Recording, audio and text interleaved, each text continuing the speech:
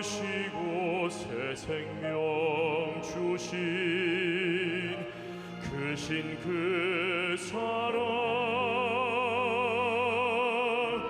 한량없는 그 은혜 변함없는 그 사랑 어버이 사랑 나의 부족한 모든 것 이해해주고 모든 실수도 감싸주고 격려해주는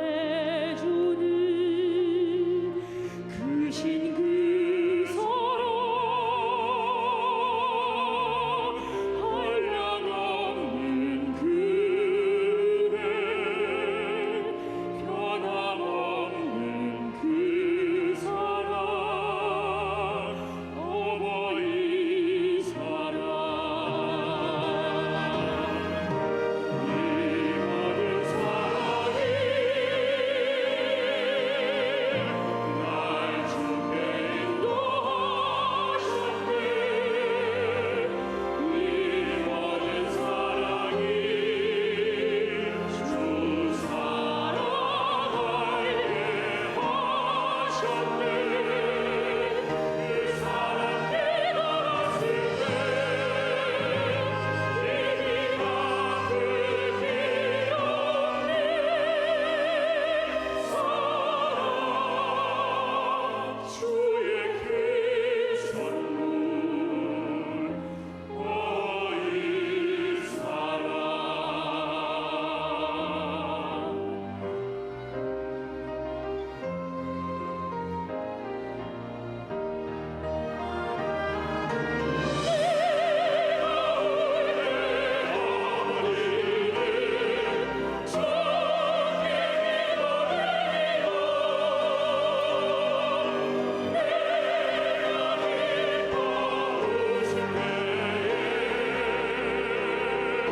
찬송 부르십니다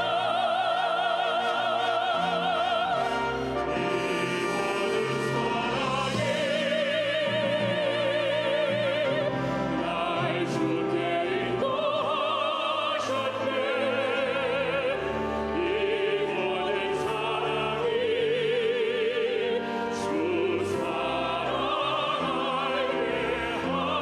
하셨네 그 사랑 깨달았을 때 이미가 끝이 없네 사랑 주의 그 선물 주의 그 축복 어이 사랑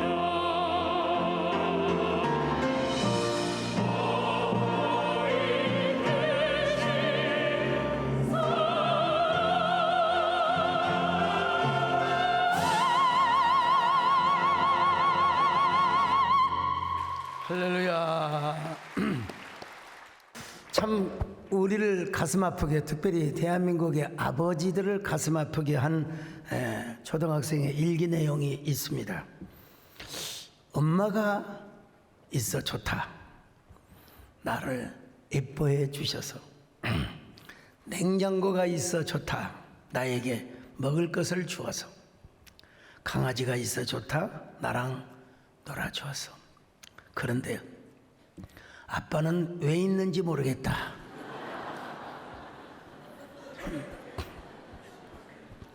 아빠가 왜 있어요? 돈 벌어다 줬잖아요. 대부분. 자, 우리가 어버이날하면 어머니만 떠오르죠. 어머니. 여러분, 아버지도, 우리는 아버지라는 이름이 익숙하지요. 아버지 하나님, 아버지 하나님. 김정현 씨가, 작가가 쓴 아버지라고 하는 소설이 있습니다. 90년대에 나온 책인데 제가 다 읽었어요. 아버지는 사실 좀 요즘 아버지는 다르지만 옛날 아버지는 좀 무뚝뚝하지요. 예. 그러나 가정을 책임지는 사람이요. 자녀가 시험 보는 날, 그 사실 우리 식으로 말하면 기도를 하면 되는데, 예.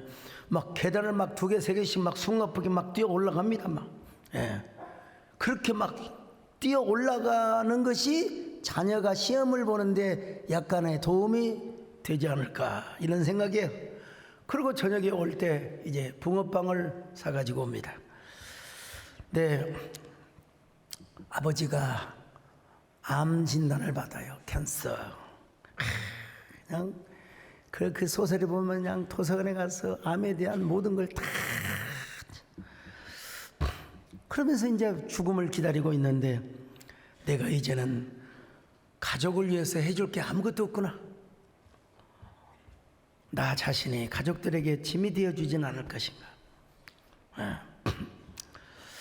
아버지라고 하는 존재를 잘 묘사하죠. 뭐 그때 뭐 가시고기 이런 것들이 나오고 하면서 그러니까 우리가 어쨌든 우리 아버지, 어머니가 살아계실 적에 잘 모셔야 된다. 그러면 하나님께서 복을 주시고 은혜를 주신다는 거예요. 자, 에베소서 6장 2절로 3절입니다. 시작. 내 아버지와 어머니를 공경하라. 이것은 약속이 있는 첫 계명이니 이로써 내가 잘되고 땅에서 장수하리라. 자, 여러분 복뿐만 아니라 우리가 가정에서 또 우리 일상에서 사소한 일로 인하여 우리가 보람을 느끼게 된다는 것입니다.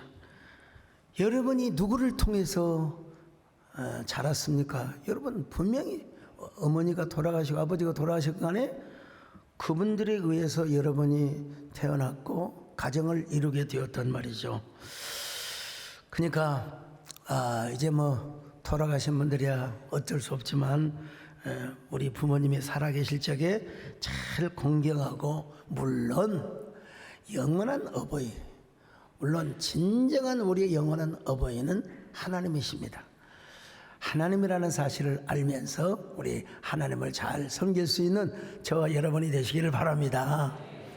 어버이 주니가 이렇게 언급을 하고요.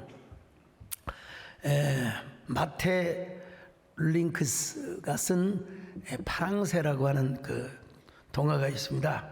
그는 벨기에 사람으로 태어났는데 그 프랑스어로 이제 글을 써가지고 노벨 문학상을 받았어요. 오두막집에 살아가는 우리로 하면 오두막집에 살아가는 틸틸과 미틸이 어느 크리스마스 이브날 요술쟁이 할머니가 찾아와가지고 자기에게 이쁜 딸이 있는데 이 딸을 위해서 파랑새를 찾아와라.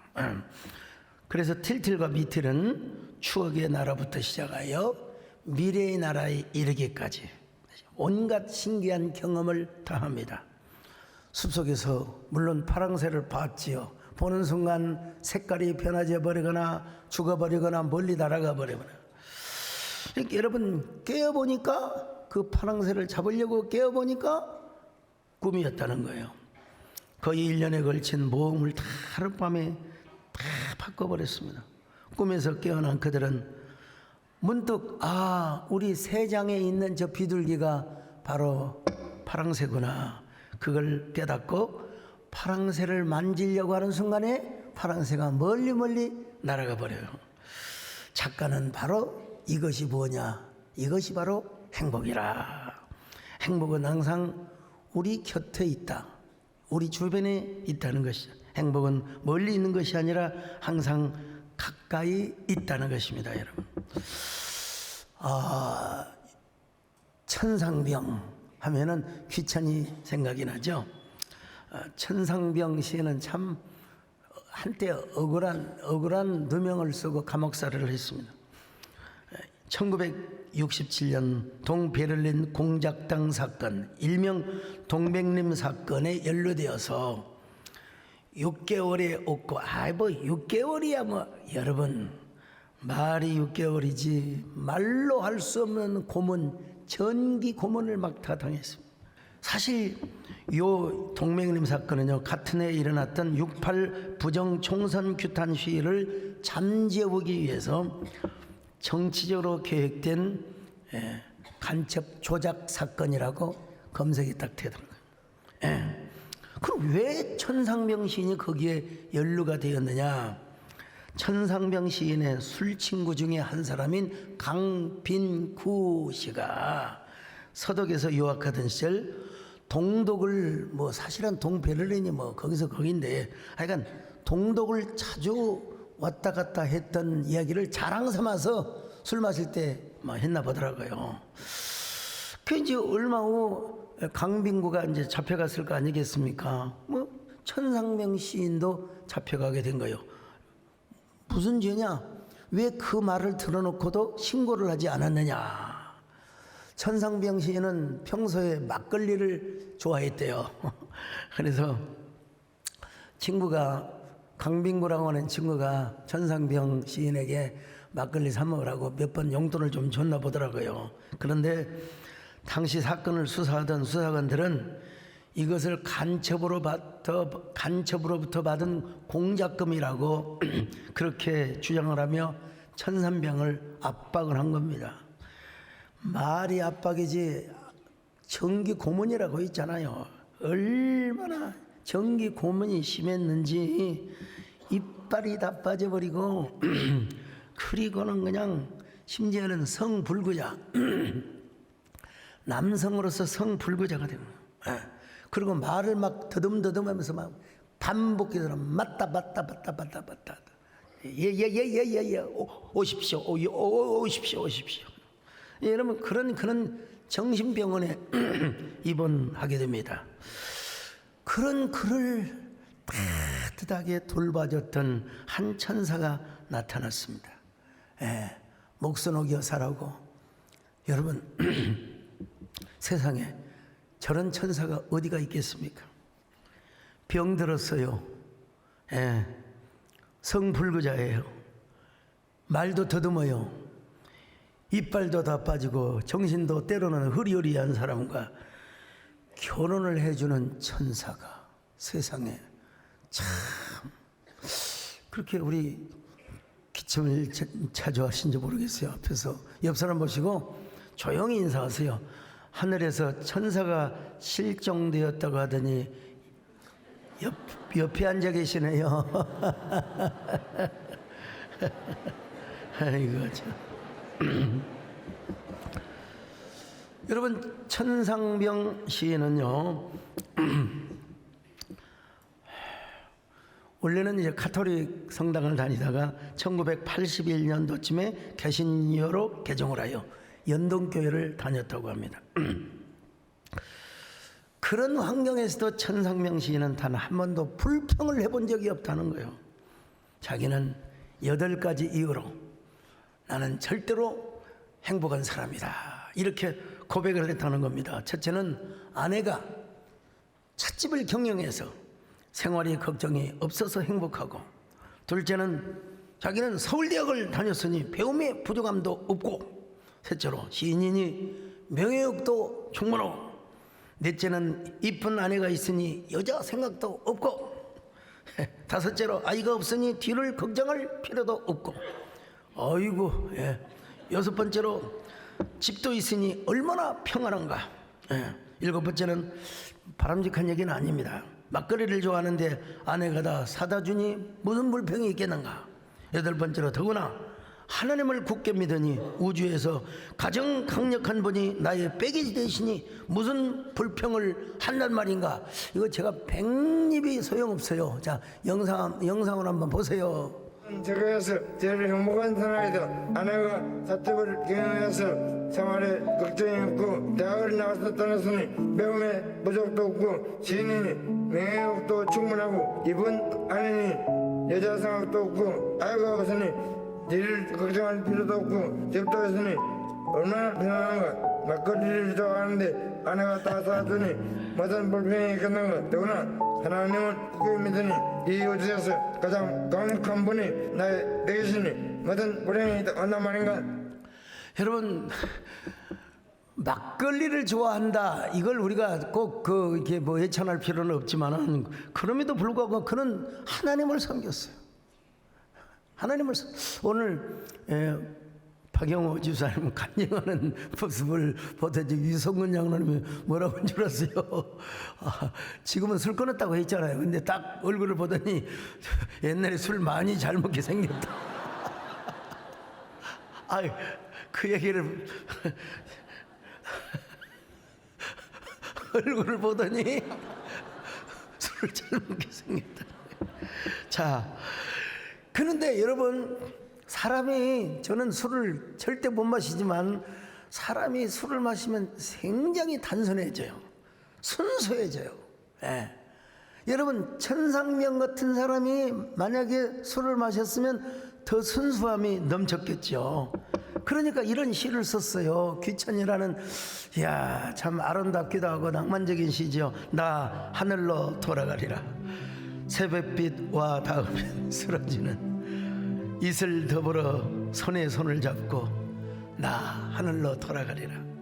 노을빛 함께 단둘이서 기슭에서 놀다가 구름 손짓하면은 나 하늘로 돌아가리라. 아름다운 이 세상 소풍 끝나는 날 가서 아름다웠다고 말하리라. 사실 그 시적으로 볼 때, 문학상으로 볼 때 뭐 깊은 뭐 어떤 뭐 은유나 함축 이런 부분이 좀 떨어져요. 사실 고백적인 이런 시예요. 그럼에도 불구하고 그런 그가 썼으니까 순수하게 다가오는 거죠. 이상하게 뭐 낯설게 해가지고 막 이상하게 쓰면은 그건 시답지 않은데 천상명스러운 시란 말이죠. 자, 우리가 이런 시를 생각하면 우리는 이제 이런 고백이 떠올라야죠. 내 인생 여정 끝내요 강 건너 언덕 이를 때 하늘 문 향하여 나는 말하겠습니다. 예수님이 나를 인도하셨다고. 내 인생 여정 끝내요 강 건너 언덕 이를 때 하늘 향해 말하리. 예수 인도하셨네. 매일 발걸음마다 예수 인도하시네. 나의 무거운 저짐을 모두 벗고 하는 말 예수 인도하셨네. 그런 의미에서 리처드 칼슨이라고 하는 분이 Stop Thinking. 야, 뭐 사실 저 간단한 겁니다. 내용이 기억하기조차 싫은 모든 나쁜 기억들 생각하지 말라는 거예요. 예. 그것을 생각하면 생각할수록 우울증이 생기고 우울이라고 하는 깊은 암울한 구덩이에 빠져서 헤어나올 수 없다는 것입니다. 이 책을 쓴 저자가 뭐라고 얘기하느냐, 우리의 마음속에, 우리의 주변에 보이지는 않지만 하나님께서 그런 영적인, 정신적인 가치의 세계를 주셨다는 것입니다. 이게 좋은 생각을 하면 좋은 일들이 벌어지고, 뭐 이건 적극적인 사고방식의 결과물이 아니고 이분은 그렇게 말을 합니다. 그래서 좋은 생각을 하고 좋은 말을 하고 살아가라. 자, 이렇게만 딱 이야기하면 예수 안 믿는 사람에게도 귀한 명강의가 될 수가 있지요. 근데 저는 이걸 성령으로 연결을 해야 돼요. 자, 우리 예수님께서 어떻게 하셨느냐? Stop thinking을 하시고 Start living을 우리 예수님께서 하신 모범을 그대로 보여주셨어요. 마태복음 4장에 보면 이제 공생애를 하시기 위하여 자, 광야에서 40일 동안 여러분 금식을 하고 계셨어요. 근데 마귀가 탁 다가와가지고 네가 정말로 하나님의 아들이거든 명령하여 이 돌들로 떡덩어리가 되게 하라. 여러분, 예수님은 그렇게 할 수 있는 능력이 있으시거든요. 자, 마태복음 4장 3절 같이 봅니다. 시작. 시험하는 자가 예수께 나와서 이르되 내가 만일 하나님의 아들이여든 명하여 이 돌들로 떡덩이가 되게 하라. 여러분, 예수님은 그런 생각 조금도 하지 않았어요. 예. 전혀 그런 생각 따위 하지 않고 뭐라고 말씀하셨어요? 사람이 떡으로만 사는 것이 아니라 하나님의 입으로부터 나오는 말씀을 먹고 살아야 된다. 4장 4절입니다. 시작. 예수께서 대답하여 이르시되 기록되었을 때 사람이 떡으로만 살 것이 아니요 하나님의 입으로부터 나오는 모든 말씀으로 살 것이라 하였느니라 하시니. 그러더니 여러분 성전 저 위에 꼭대기로 예수님을 데려가 가지고 뭐라고 하느냐? 만일 네가 하나님의 아들이거든 여기서 뛰어내려라. 그러면 하나님의 사자들을 보내어서 너를 받들어 줄 것 아니냐? 자, 5절로 6절 봅니다. 시작. 이에 마귀가 예수를 거룩한 성으로 데려다가 성전 꼭대기에 세우고 이르되 내가 만일 하나님의 아들이여든 뛰어내리라 기록되었을 때 그가 너를 위하여 그의 사자들을 명하시리니 그들이 손으로 너를 받들어 발이 돌에 부딪히지 않게 하리로다 하였느니라. 하하하, 여러분 그러자 예수님이 뭐라고 말씀을 하십니까? 잠시도 주저함이 없으셨어요. 주 너의 하나님을 시험하지 말아라. 자, 마태복음 4장 7절입니다. 시작. 예수께서 이르시되 또 기록되었을 때 주 너의 하나님을 시험하지 말라 하였느니라 하시니. 야, 여러분 주 너의 하나님을 시험하지 마라. 마귀가 이제 이스라엘 가면 시험산 높은 산이 있어요. 실제로 그리 올라갔는지 아니면 또 영적으로 그런 시험을 줬는지는 아니 모르겠지만 천하의 영광이요. 여러분 우리 대한민국 한 나라가 아니요. 천하의 영광. 뭐 근동으로 말하면 뭐 이집트, 모압, 암몬, 두로, 시돈 천하의 영광을 내가 줄 터이니 나에게 절 한 번만 해라. 여러분 우리가 우상을 섬기지 않는 이유가 여기에 있는 거예요. 자, 마태복음 4장 8절로 9절입니다. 시작. 마귀가 또 그를 데리고 지극히 높은 산으로 가서 천하 만국과 그 영광을 보여 이르되 만일 내게 엎드려 경배하면 이 모든 것을 내게 주리라. 요즘 이제 선거 경쟁이 지금 치러지고 있지 않습니까? 야, 참 뭐 하여간 하나님께서 어련히 알아서 하시겠습니다만은 우리 예수님은 전혀 이런 쪽으로 생각도 안 하시고요. Stop thinking, start living. 뭐라고 하십니까?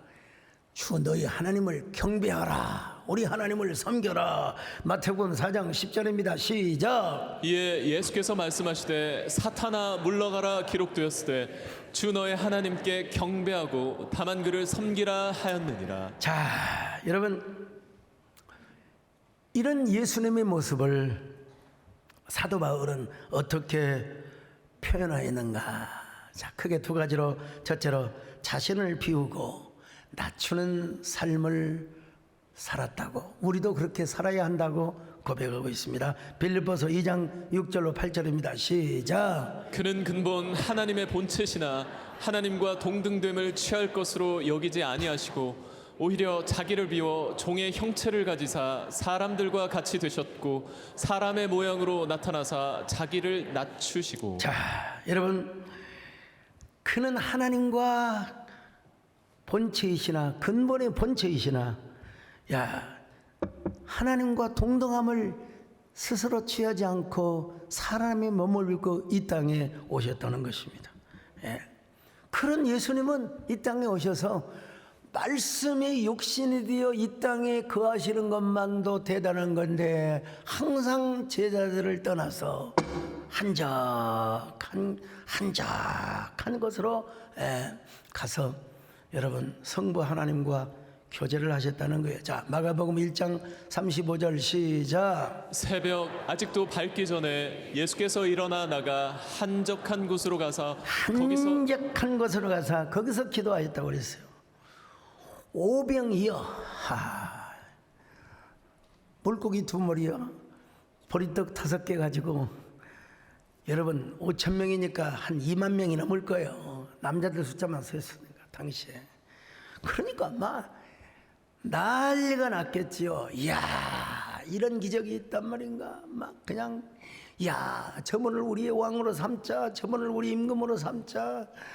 그때 여러분 예수님은 싹 어디론가 사라져서 여러분 아버지 하나님과 교제를 하고 있었다는 거예요. 자, 요한복음 6장 24절 25절 시작. 무리가 거기에 예수도 안 계시고 제자들도 없음을 보고 곧 배들을 타고 예수를 찾으러 가버나움으로 가서 바다 건너편에서 만나 랍비여 언제 여기 오셨나이까 하니. 언제 오셨습니까? 저도 알 수가 없어요. 어떻게 배를 타셨는지 아니면 그냥 바다 위를 걸어가셨는지 성경은 그렇게 기록하고 있어요. 그리고 겟세마네 동산에서 얼마나 정말로 피눈물 나는 기도를 하셨는지 몰라요. 자, 마태복음 26장 36절로 38절 시작. 이에 예수께서 제자들과 함께 겟세마네라 하는 곳에 이르러 제자들에게 이르시되 내가 저기 가서 기도할 동안에 너희는 여기 앉아 있으라 하시고 베드로와 세베대의 두 아들을 데리고 가실새 고민하고 슬퍼하사 이에 말씀하시되 내 마음이 매우 고민하여 죽게 되었으니 너희는 여기 머물러 나와 함께 깨어 있으라 하시고. 어떤 사람은요 어떻게 하나님의 아들이 되어가지고 그렇게 고민하고 슬퍼하세요? 여러분 그분도 사람으로 오셨기 때문에 그 안에 모든 신성이 가득하시지만 여러분 인성이 있으시기 때문에 그래서 처음에는 할 수 있으면 이 고난의 잔을 멀리하게 하옵소서 지나가게 하옵소서. 그렇지만 나중에는 뭐라고 했어요? 아버지의 원대로 되기를 원합니다. 우리의 기도의 롤모델이 되시는 우리 예수님이셔요. 자, 39절로 42절 시작. 조금 나아가사 얼굴을 땅에 대시고 엎드려 기도하여 이르시되 내 아버지여 만일 할만하시거든 이 잔을 내게서 지나가게 하옵소서. 그러나 나의 원대로 마시옵고 아버지의 원대로 하옵소서 하시고 내 아버지여 만일 내가 마시지 않고는 이 잔이 내게서 지나갈 수 없거든 아버지의 원대로 되기를 원하나이다 하시고. 그래서 이 모습을 사도 바울은 이렇게 표현하였습니다. 자, 빌립보서 2장 6절로 8절입니다. 시작. 그는 근본 하나님의 본체시나 하나님과 동등됨을 취할 것으로 여기지 아니하시고 오히려 자기를 비워 종의 형체를 가지사 사람들과 같이 되셨고 사람의 모양으로 나타나사 자기를 낮추시고. 야, 여러분 종의 형체를 가지고 오셨다. 정말 이 대단한 어찌 보면 좀 거룩하고 발칙한 표현이라고 할 수 없어. 우리가 여러분 나사렛 예수 그리스도는 명하노니 그러면서 막 귀신을 쫓잖아요. 그잖아요. 근데 사실은 나사렛이란 말은 사실은 시골이란 말입니다. 나사렛. 물론 나사렛 하면은 나지르에서 나와서 뭐 여러 가지 복잡한 관계가 있어요. 그렇지만 해도 그 바리새인들 서기관들이 볼 때는 나사렛은 이제 시골뜨기라고 생각하는 거예요. 그리고 예수님의 직업 목수 겸 석수 카펜터라고 할 수 있죠. 탄생 시절부터 어디에 두어 있느냐 그 맨살의 아기가 구유에 있네. 이거야말로 뭐냐 예수 그리스도의 자기 비하. 다른 말로 말하면 유식한 말로 케노시스였다 이 말이야. 케노시스. 오늘 본문에도 보니까 자기를 비우다가 에케노센으로 되어 있는데 비우다, 텅 비우게 하다, 공허하다라는 뜻입니다. 그래서 스스로 하나님과 동등됨을 다 버리고 이 땅에 성육신을 하게 되셨단 말입니다. 성육신. 근데 성육신 하신 그 예수님 자신이 얼마나 행복하셨는가. 그래서 사도 바울은 뭐라고 했느냐? 너희가 이 마음을 품어라. 무슨 마음이냐? 예수 그리스도의 마음이래요. 빌립보서 2장 5절입니다. 시작. 너희 안에 이 마음을 품으라. 곧 그리스도 예수의 마음이니. 예수의 마음이 어떤 마음입니까? 바로 케노시스, 비움. 우리도 여러분 언제나 예수 그리스도 앞에서 낮아지는 저와 여러분 되시기를 축원합니다. 사실 말로는 쉽지요. 그래, 낮아진다, 겸손한다. 근데 이걸 실제로 경험하려면 어떻게 해야 되느냐? 예수 그리스도와 함께 십자가에 못 박힘을 당하는 경험을 해야 돼요. 경험을 해야 돼요. 경험. 자, 갈라디아 2장 20절을 보실까요? 시작. 내가 그리스도와 함께 십자가에 못 박혔나니 그런즉 이제는 내가 사는 것이 아니요 오직 내 안에 그리스도께서 사시는 것이라. 자, 여러분, 예수 그리스도와 함께 나 자신이 십자가에 못 박힘을 당한다면 여러분 이미 옛사람, 옛자, 나라고 하는 존재는 죽었어요. 죽었어요. 내 안에서 본어게인 새로 태어난, 새로 탄생된 자기만 있을 뿐입니다. 요 세 사람은요, 주님이 없이는 살 수가 없어요. 예. 주님을 왕으로 모시거든요. 예. 주님이 왕으로 주님이 임금으로 계시니까 주님이 없으면 살 수가 없는 이런 고백을 할 수밖에 없는 것이죠. 그런 저와 여러분 되시기를 바랍니다. 나는 주님 없이는 살 수가 없어. 주님이 도와주셔야 합니다. 주님 없이도 잘 사는 것은 오히려 나를 망하게 합니다. 나는 주님 없이는 살 수가 없어. 주님이 도와주셔야 합니다. 주님 한 분만으로 나는 만족합니다. 주님만 있으면. 사실 여러분, 자기를 비운다라고 하는 말은 노자도 했을 뿐만 아니라 사실 석가모니도 자기를 비운다는 얘기를 여러 번 했습니다. 근데 그들의 비움과 예수님의 비움에는 차원이 달라. 차원이 달라. 예수님은 자기를 비우는 것을 넘어서서 그 안에 모든 하나님의 신성과 생명이 가득했습니다. 하나님의 영광과 생명만과 신성이 가득했다. 자, 골로새서 1장 15절을 보실까요? 시작. 그는 보이지 아니하는 하나님의 형상이시요 모든 피조물보다 먼저 나신 이시니 골로새서 1장 17절 시작. 또한 그가 만물보다 먼저 계시고 만물이 그 안에 함께 섰느니라. 자, 골로새서 2장 9절도 봅니다. 시작. 그 안에는 신성의 모든 충만이 육체로 거하시고. 야, 그런 것처럼 여러분, 우리가 예수님을 주인으로 왕으로 모시고 살아야 합니다. 왜냐하면 우리 예수님은 교회의 머리이실 뿐만 아니라 우리의 삶의 현장에서도 언제나 기둥이 되어 주시고 받침대가 되어 주시고 왕이 되어 주시고 머리가 되어 주시는 분이시기 때문입니다. 성경 한번 읽어볼까요? 골로새서 1장 18절 시작. 그는 몸인 교회의 머리시라. 그가 근본이시요 죽은 자들 가운데서 먼저 나신 이시니 이는 친히 만물의 으뜸이 되려 하심이요. 여러분, 우리의 머리가 되시는 예수님. 그러니까 이런 사람은 여러분, 주님이 왕이 되어 주신다면은 절대로 우리는 허전할 수가 없습니다. 공허할 수가 없습니다. 이런 사람은 언제나 화려하지 않아도 행복하게 되어 있습니다. 무명이라 하더라도 여러분, 예수 그리스도를 주 안으로 주님을 주인으로 모시고 주님을 왕으로 모시는 사람은 언제나 만족하며 언제나 부유하게 되어 있습니다. 그런 저와 여러분 되시기를 바랍니다.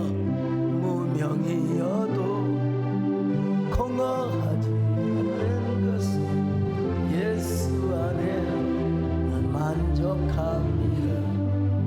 가난하여도 부족하지 않는 것은 예수 안에 오직 나는 부요합니다. 이렇게 부요하고 만족하며 행복한 성도들이 되시기를 바랍니다. 근데 예수님은 또 하나 뭐냐? 십자가에 죽으시기까지 행복해 하셨다는 것입니다. 자, 빌립보서 2장 8절을 보실까요? 시작. 사람의 모양으로 나타나사 자기를 낮추시고 죽기까지 복종하셨으니 곧 십자가에 죽으심이라. 아니, 사람의 모양으로 오신 것까지는 조금 이해할 수 있을, 그것도 이해가 불가능하지만 성육신의 은혜가 어떻게 하나님의 영원한 말씀이 육신이 되어 오신단 말입니까?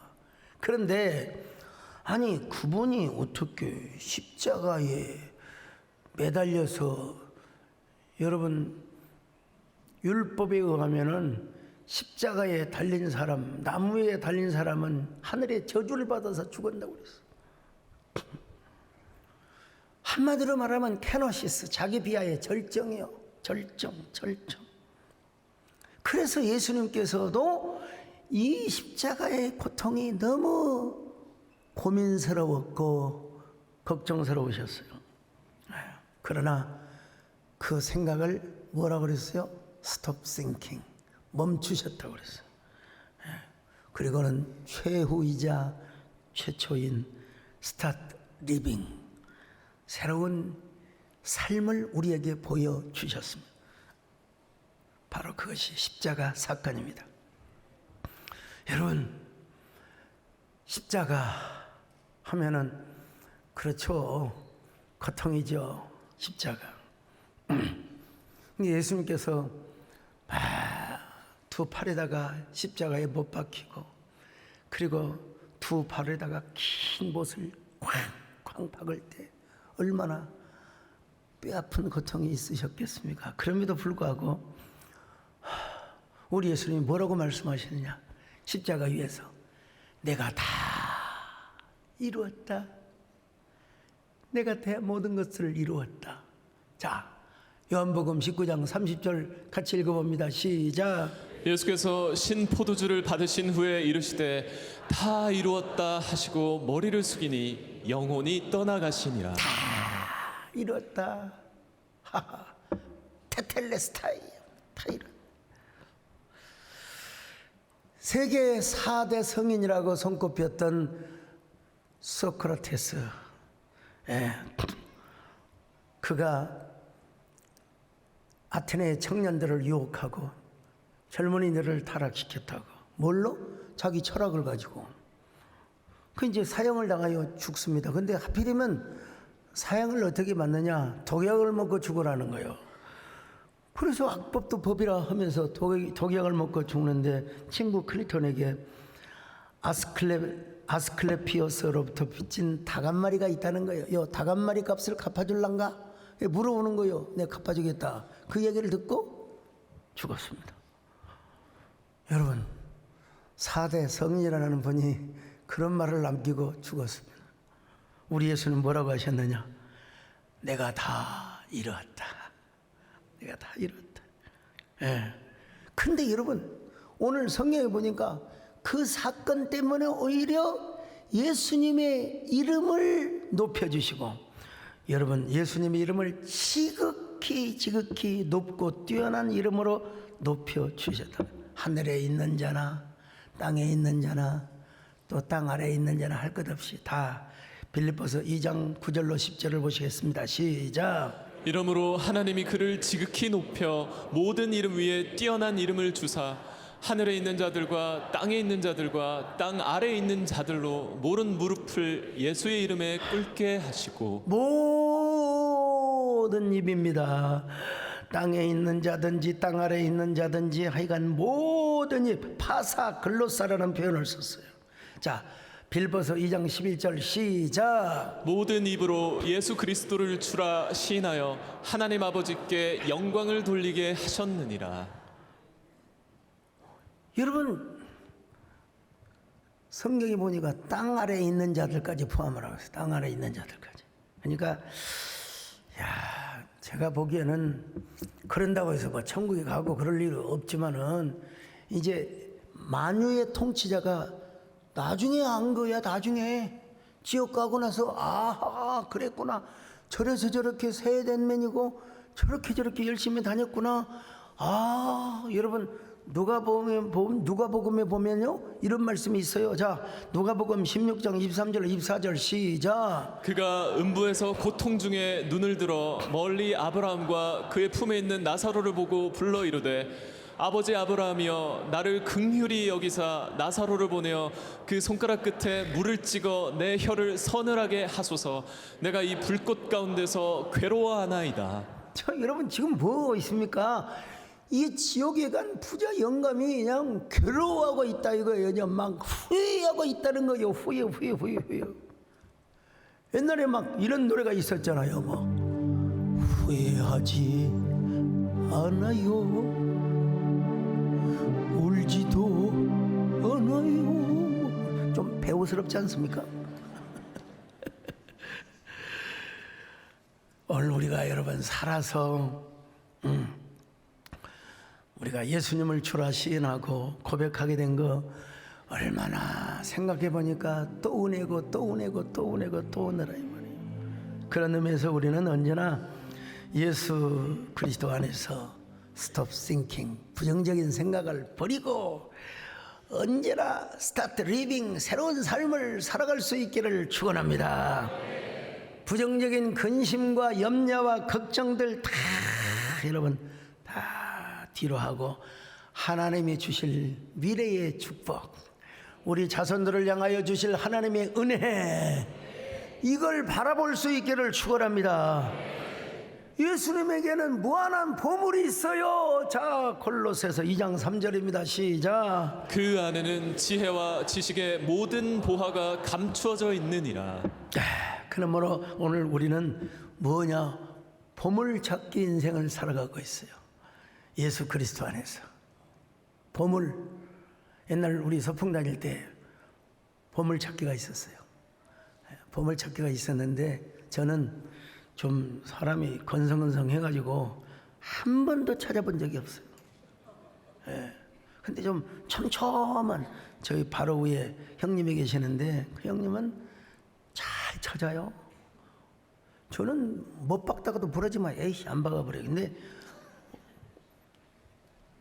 우리 작은 형은 손에다 탁 잡고 손을 찌면서 잘 박아요. 이게 똑같은 어머니로부터 태어났는데 왜 저렇게 다를까? 그 어디 군영군영 다 찾아가고 보물을 다 찾아내요. 저는 한 번도 못 찾았어요.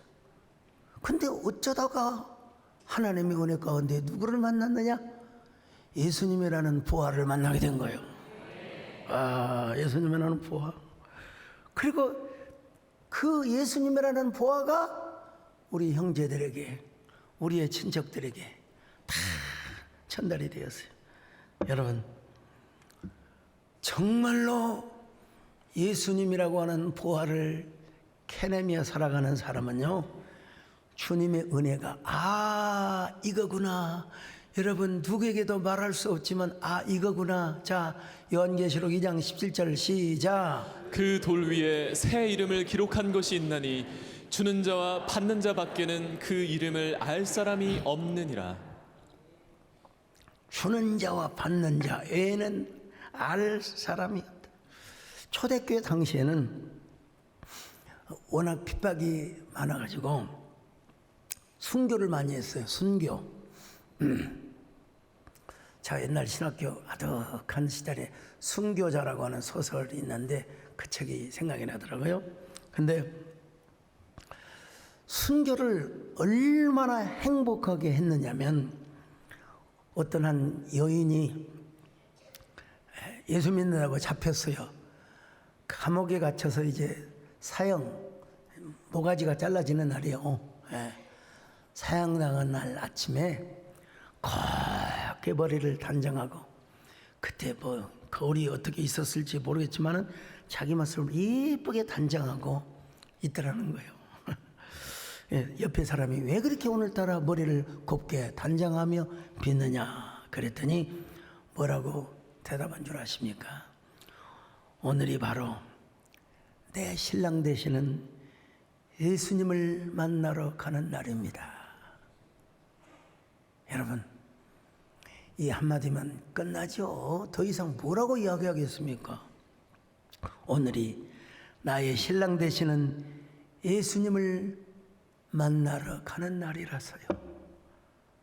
야, 참 순교 하나님이 허락하셔야만 되죠.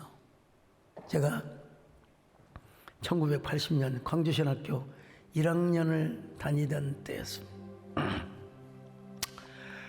제가 여러분 꿈에도 소원은 뭔지 알았어요. 순교하는 거예요. 순교하는 거였어요. 절 모르고 막 순교하는 거예요. 그리고 막 성경을 막 들고 다니면서 막 금남로를 거쳐서 쫙, 금남로를 거칠 뿐만 아니라 저기 도청 앞을 지나가지고 조선대학교 앞에 있는 서광교회를 가는데 성경을 들고 찬양을 부르면서 그때 누군가가 여러분 그 계엄군이 그냥 저 너무 세게 바라고 총 당겨버리면 저는 죽었어요. 그냥 죽었습니다. 그 기념묘지에 글쎄 제 이름이 새겨져 있을지는 모르겠지만 아무튼간에 근데 그때 불렀던 찬양이 참 그립습니다, 여러분. 내 주여 내 발붙드서 그곳에 있게 하소서. 그곳은 빛곳은 언제나 넘치오리. 여러분 한번 생각해 보세요. 그 20대 초반의 청춘, 죽음을 두려워하지 않고 그냥 총만 남기면, 방아쇠만 남기면 그냥 한방에 날아가 버릴, 박살나 버릴 청춘인데 두려워하지 않고 이 노래를 부르며 갔던 그 시절이 있었는데요. 오늘 또 여러분 주는 자와 받는 자밖에 모르는 이 신비라고 비밀한 은혜, 그 은혜를 여러분이 받아 누리며 살아가시기를 축원합니다. 이러한 새로운 삶을 누리며 살아가시기를 주의 이름으로 축원합니다. 그것은 빛것은 언제나 넘치오니. 하나님 감사합니다. 우리 아버지 하나님, 오늘도 정말 스탑 싱킹을 하며 또 하나님 스타트 리빙을 하는 귀한 저희들 될 수 있도록 하나님 함께하여 주시옵소서. 우리 모든 성도들 스톱 싱킹, 스타트 리빙을 하는 오직 예수가 중심이 되는 귀한 삶을 살 수 있도록 주님 함께하여 주시옵소서.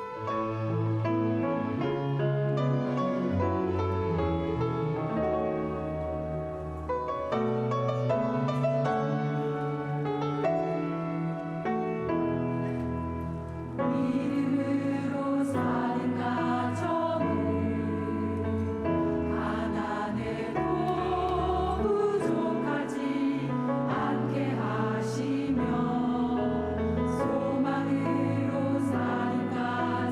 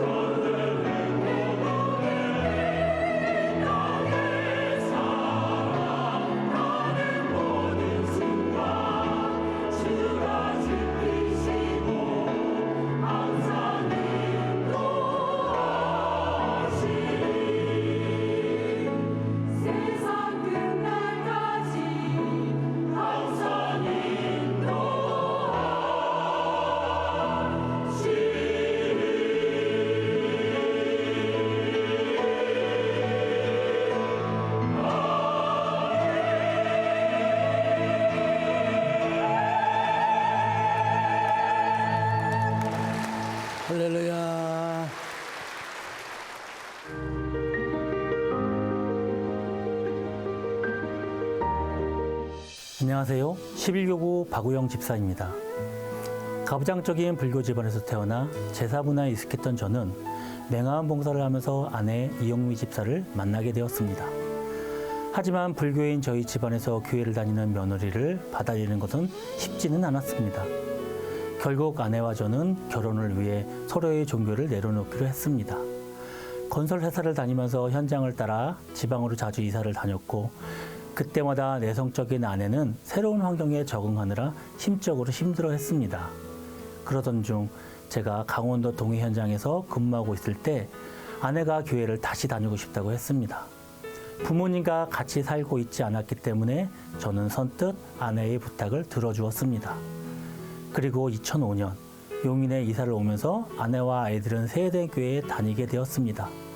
저는 교회를 다니지 않았지만 퇴근해서 집에 오면 잘 웃지 않던 아내의 얼굴이 늘 즐겁게 보였습니다. 게다가 전도까지 적극적으로 하는 모습을 보면서 하나님이 그렇게 좋은가? 남편이 줘도 못한 일을 하나님이 해주시는구나. 대단한 하나님이시다 라고 속으로만 혼자 생각했습니다. 아내와 아이들만 교회에 다녀도 가정이 평안했기 때문에 저는 교회에 다닐 마음이 없었습니다. 그런데 2007년 충남 공주에서 현장 생활을 하던 저를 위해 가족들이 계속 기도를 했고 딸 현아의 적극적인 전도로 가정의 평화를 위해 교회를 다니기 시작했습니다. 하지만 이성적 사고로 굳어있는 제게 믿음은 쉽게 스며들지 못했습니다. 설교를 들으면서 사회적 통념으로 해석되지 않는 성경 말씀을 이해할 수 없다며 아내에게 반박하기도 했습니다. 뿌리박힌 제 사고방식과 변하지 않는 행동은 썬데이 크리스천조차도 힘들었고 저는 결국 한동안 교회를 다니지 않았습니다. 그런 저를 하나님은 끝까지 사랑으로 기다려주셨고 2020년 막내 재현이 생일 선물이라는 하나님의 타이밍으로 저를 다시 교회로 인도하셨습니다. 그때부터 하나님은 고난이라는 역설적인 방법으로 저를 기도의 자리로 부르셨습니다. 갑작스러운 가호흡 증세로 응급실에 입원한 아내를 위해 하나님의 기적을 기도했고 특히 아내가 제자리암 진단을 받았을 때 제 기도는 더 절박하게 하나님을 찾았습니다. 그렇게 계속되는 고난 앞에서 오히려 저는 기도를 통해 저를 더 가까이 부르시는 하나님의 임재를 경험하게 되었고 제 믿음도 조금씩 단단해지기 시작했습니다. 예배를 드리면서 예전과는 달리 목사님 설교가 매주 감동의 말씀으로 다가왔고 제 신앙생활에도 변화가 찾아왔습니다. 저는 주정헌금은 드렸지만 11조 설교를 들으면 저와 상관없다고 생각하며 괜히 왔다는 불평을 할 정도로 하나님께 드리는 물질에 인색했습니다. 그런데 자꾸 마음에 감동이 왔고 아내에게 제가 먼저 온전한 11조를 해볼까라고 먼저 말할 수 있는 은혜를 주셨습니다. 2023년에 교구 남성교 회장이라는 사명에 순종하며 감당할 수 있는 힘을 달라고 기도했고 저와 동행하시는 하나님을 확신하며 불가능하다고 생각했던 술과 담배도 점점 멀리하게 되었습니다. 그러나 우상 숭배인 제사를 끊어야 한다는 아내의 말에 평생 제사를 지내며 살아오신 부모님을 바꿀 수 없다고 거절하였습니다. 하지만 매년 5가지 기도 제목 중 첫 번째 기도 제목으로 제사가 끊어지길 기도하던 저희 가정을 위해 올해 대신방 때 목사님께서 간절히 기도해 주셨습니다. 제사를 끊어야겠다고 믿음으로 다짐하면서도 부모님께 죄송한 마음을 먼저 들어 제사 문제를 꺼내기가 너무 어려웠고 두려웠습니다. 그런데 제게 딸 현아와 아들 재민이가 청년 단기 선교에서 우리 집안의 변곡점을 만들어라 라는 기도 제목으로 제사를 끊어지게 해달라고 간절히 기도를 했다고 말했습니다. 자녀들의 말은 제게 큰 도전을 주는 변곡점이 되었고 저는 담대한 마음으로 부모님께 제사를 그만드리고 싶다고 말씀드렸습니다. 그런데 걱정과는 달리 부모님은 선뜻 제 말에 동의해 주셨고 올해 설 명절이 저희 집안의 마지막 제사가 되도록 하나님은 응답해 주셨습니다. 제 삶의 모든 일들이 당연한 것이 아닌 하나님의 은혜임을 고백하며 모든 영광을 하나님께 올려드립니다. 감사합니다.